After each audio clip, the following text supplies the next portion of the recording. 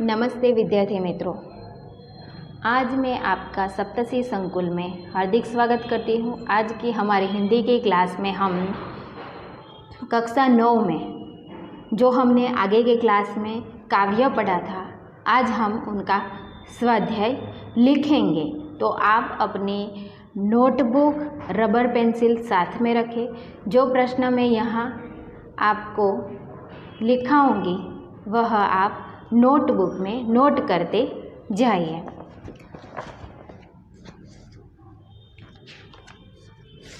तो हमारा स्वाध्याय और उनमें प्रश्न एक वाक्य में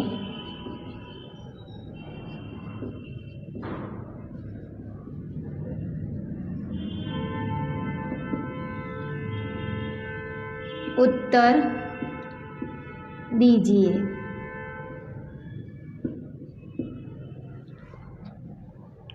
पहला प्रश्न, बार बार कौन गरजता है?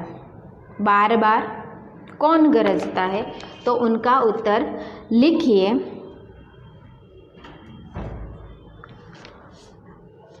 बार बार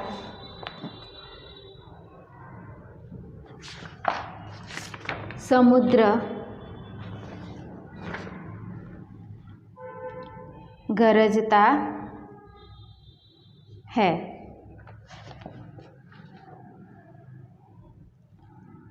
दूसरा प्रश्न है, प्रकृति के तत्व क्या पूछ रहे हैं? उनका उत्तर लिखिए। प्रकृति के तत्व यह पूछ रहे हैं कि वीरों का वसंत कैसा होना चाहिए।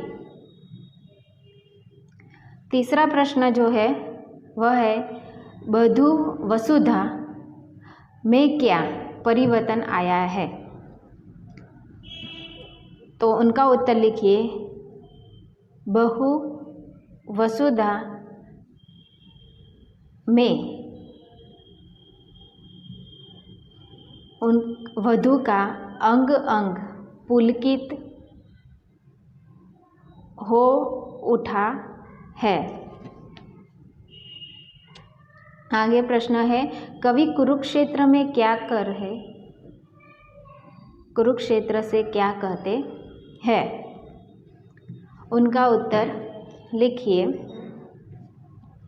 कवि कुरुक्षेत्र से यह कहते हैं कि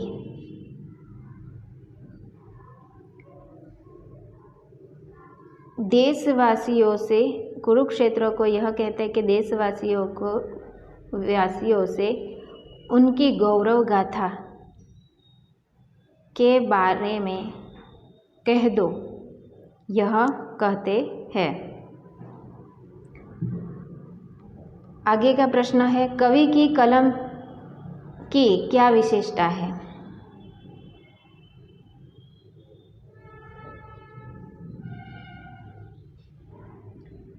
उनका उत्तर लिखो। कवि की कलम की यह विशेषता है कि वह खुलकर कुछ लिख नहीं सकते। अब हेडिंग कीजिए प्रश्न 2, निम्नलिखित प्रश्नों के 2 या 3 वाक्यों में उत्तर लिखिए। तो उनमें से पहला जो प्रश्न है वह यह है, वीरों का कैसा हो वसंत, ऐसा कौन कौन पूछ रहे हैं? तो उनका उत्तर लिखिए। वीरों का कैसा हो वसंत, ऐसा हिमालय, पर्वत, सागर, पूर्व पश्चिम दिशाएं, पृथ्वी और आकाश,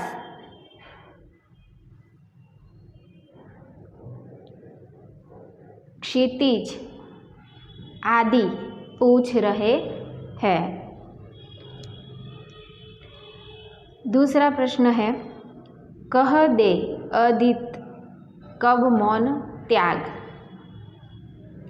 ऐसा कवि ने क्यों कहा है?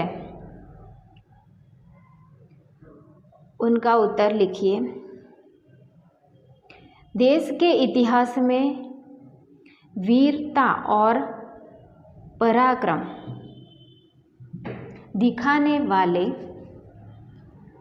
अनेक शूरवीर हो गए हैं। इनसे हमें अपनी स्वाधीनता और गौरव की रक्षा के लिए बलिदान देने का पाठ सीखते हैं।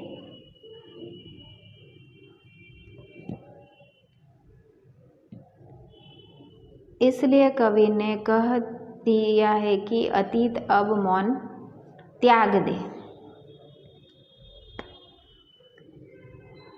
आगे का प्रश्न है,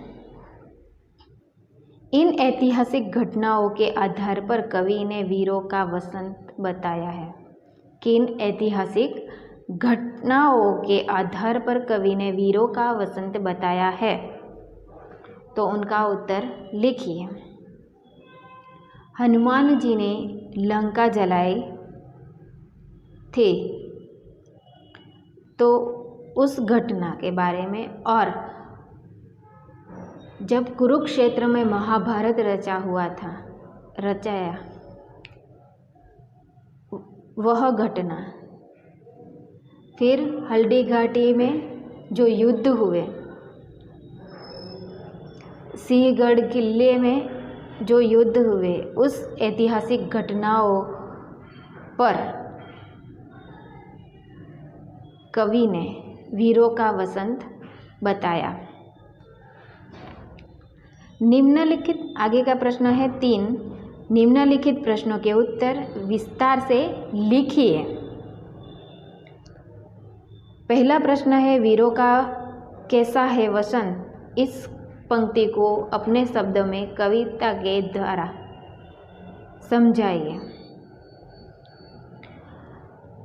तो यहाँ वीरों का वसंत ऋतु, यानी वसंत ऋतु में फूल खिलते हैं, रंग बिरंगी फूल खिलते हैं,